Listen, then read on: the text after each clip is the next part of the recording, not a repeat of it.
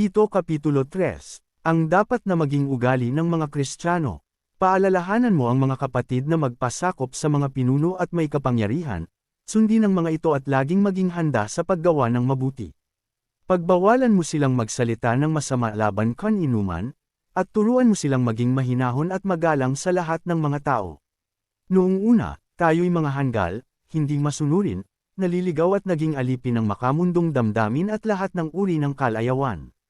Naghari sa atin ang masamang isipan at pagkainggit. Tayo'y kinaputan ng iba at sila'y kinaputan din natin.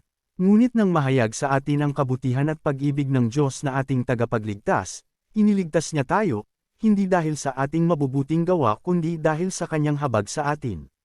Tayo'y ipinanganak na muli sa pamamagitan ng tubig at tayo rin ay binago ng Espiritu Santo. Masaganang ipinagkaloob ng Diyos sa atin ang Espiritu Santo sa pamamagitan ng ating tagapagligtas na si Jesu Kristo, upang tayo'y gawing matuwid sa pamamagitan ng kanyang kagandahang loob, at tayo'y maging tagapagmana ayon sa ipinangakong buhay na walang hanggan. Mapagkakatiwalaan ang aral na ito.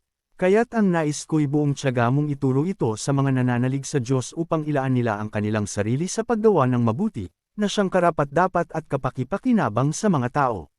Iwasan mo ang mga walang kabuluhang pagtatalo, ang di matapos-tapos na talaan ng mga ninuno, at ang mga pagtatalo at alitan tungkol sa kautusan. Ang mga ito ay walang mabuting ibubunga at walang halaga.